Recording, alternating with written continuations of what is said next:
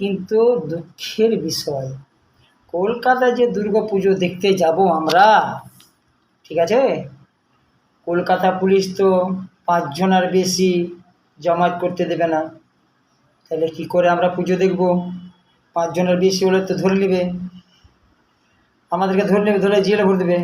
কিন্তু এখানে কিন্তু আছে, দুর্গা, অসুর, লক্ষ্মী, সরস্বতী, কার্তিক, গণেশেরা কয়জন আছে দাদা? কয়জন আছে শুনুন?